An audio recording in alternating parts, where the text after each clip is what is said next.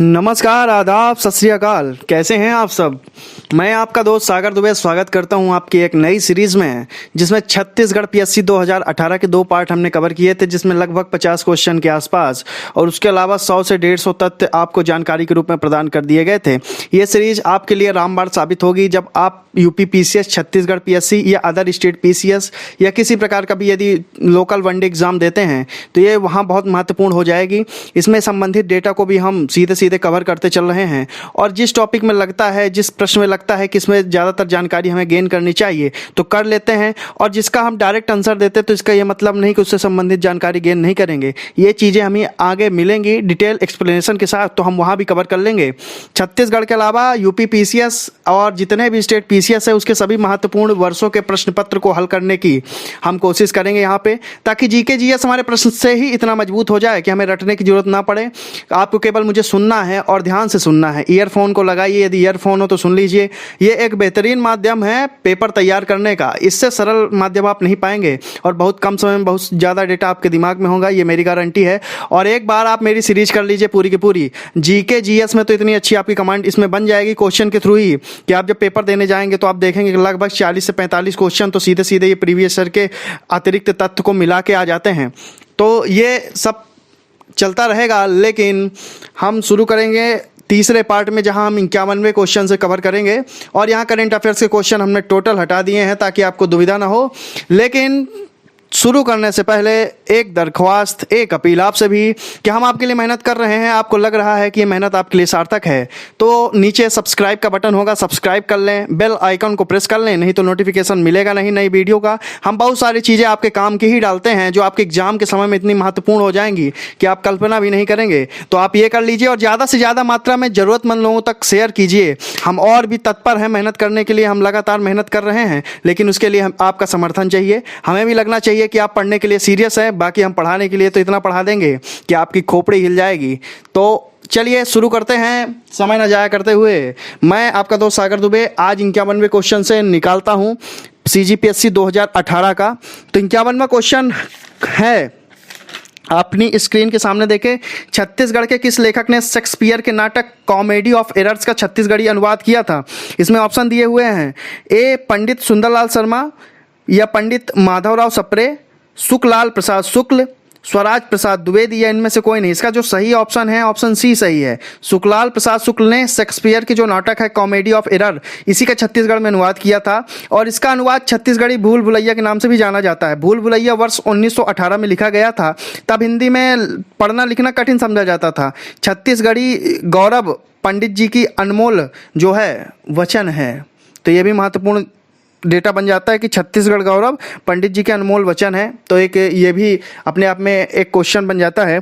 चलिए आगे बढ़ते हैं। समुद्रगुप्त की प्रयाग प्रशस्ति में कौशल के शासक का नाम क्या था। शिवगुप्त, सोमेश्वर देव, महेंद्र या महिपाल या इनमें से कोई नहीं। तो अब देखते हैं कि ये जो शासक थे प्रयाग प्रशस्ति में, उनका नाम था महेंद्र। आइए देखते हैं कैसे। प्रयाग प्रशस्ति में कौशल के शासक के रूप में महेंद्र की चर्चा है। कौशल का अभिप्राय दक्षिण कौशल से है, जिसमें आधुनिक आप मध्य प्रदेश के बिलासपुर यानी छत्तीसगढ़ के बिलासपुर, रायपुर, संबलपुर आदि शामिल हैं। इसकी राजधानी सिरपुर थी। दक्षिण कौशल को समुद्रगुप्त ने जीतकर अपने राज्य में मिला लिया था और समुद्रगुप्त का कार्यकाल तो आप जानते ही हैं 335 से 375 ईस्वी तक था। इसे भारत का नेपोलियन भी कहा गया है, तो ये भी ध्यान रख लीजिएगा। अगला क्वेश्चन आपकी स्क्रीन के सामने। छत्तीसगढ़ के कलचुरी राज्य के प्रमुख लगान अधिकारी पद का नाम क्या था।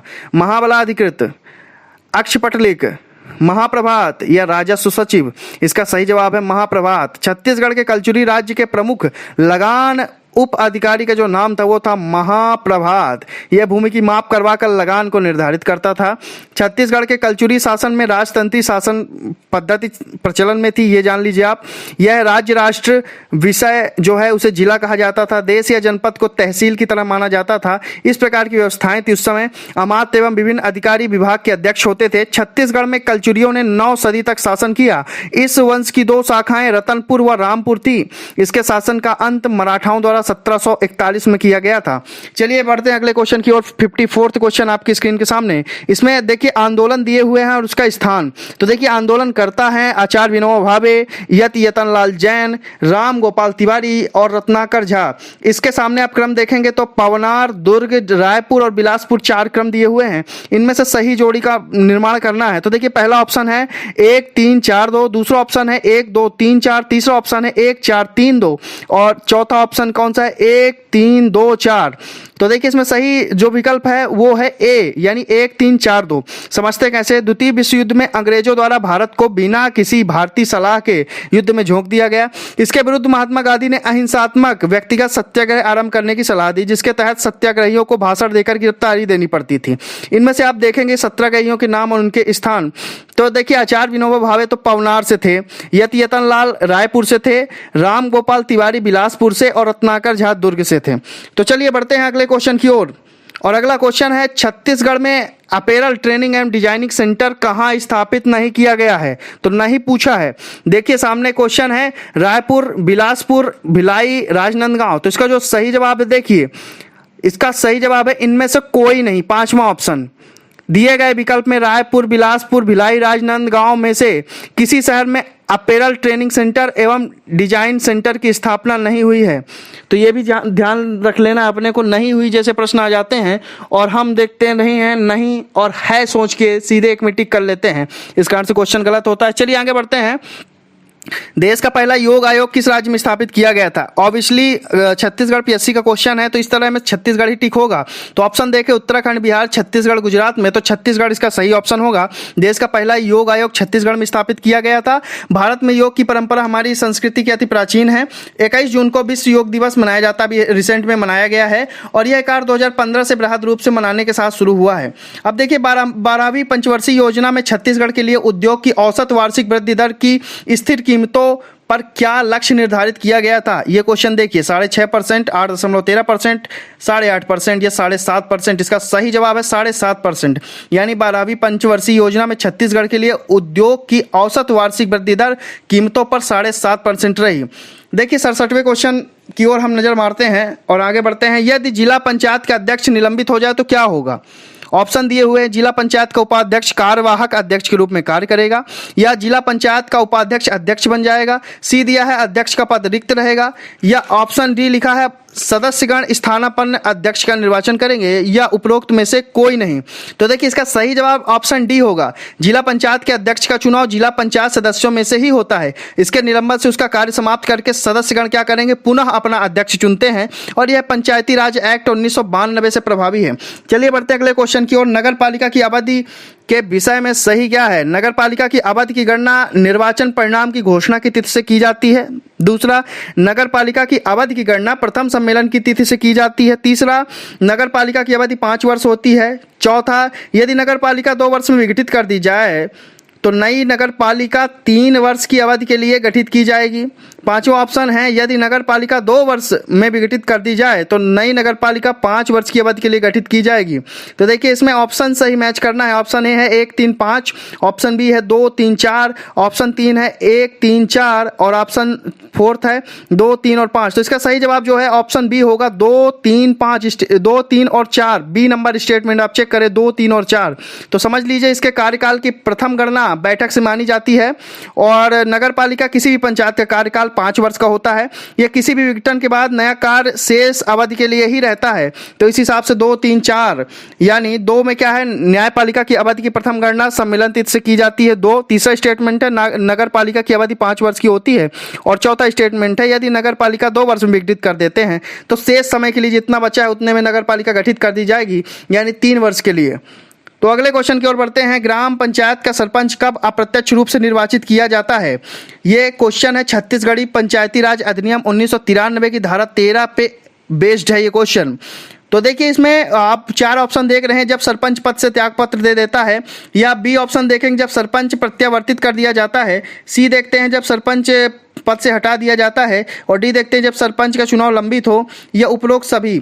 तो देखिए ऐसी स्थिति कब आती है? जब सरपंच का चुनाव लंबित हो तो ग्राम पंचायत का सरपंच अप्रत्यक्ष रूप से निर्वाचित किया जाता है। बढ़ते हैं अगले क्वेश्चन की ओर। यदि एक पार्षद विधि व्यवसायी होते हुए किसी अन्य व्यक्ति की ओर से नगर पालिका परिषद के विरुद्ध कार्य करता है तो क्या होगा? कलेक्टर उसे पद से हटा देगा। बी, पार्षद एक विधि व्यवसायी के रूप में कार्य कर सकता है। सी, पार्षद अपने पद पर बना रहेगा। डी, यह पार्षद का विशेषाधिकार है। ई, इनमें से कोई नहीं। तो देखिए कलेक्टर उसे पद से हटा देगा यदि ऐसी क्रियात्मक गतिविधि होती है। कोई पार्षद नगर पालिका परिषद के विरुद्ध किसी व्यक्ति की न्यायालय में विधि व्यवसाय संबंधी सलाह पैरवी नहीं कर सकता है। यदि ऐसा करते उसके द्वारा किया जाता है तो उसे जिला अधिकारी यानी कलेक्टर द्वारा ही पद से हटा दिया जाता है। तो ये जान लीजिए महत्वपूर्ण है। छत्तीसगढ़ में भारतीय मानक समय एवं कर्क रेखा का कटाव बिंदु कौन सा है? 5 ऑप्शन आपके स्क्रीन पे हैं, देखिए।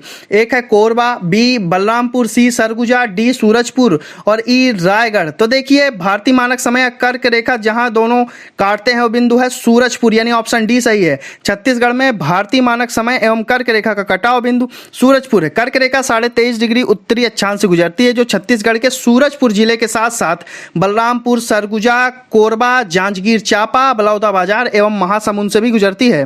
फिर बात करते हैं छत्तीसगढ़ पूर्वी देशांतर में स्थित है जो भारतीय मानक समय 82.5 डिग्री पर स्थित है। यह रेखा सूरजपुर, बलरामपुर, सरगुजा, कोरबा, जांजगीर चांपा, बलौदाबाजार एवं महासमुंद से गुजरती है।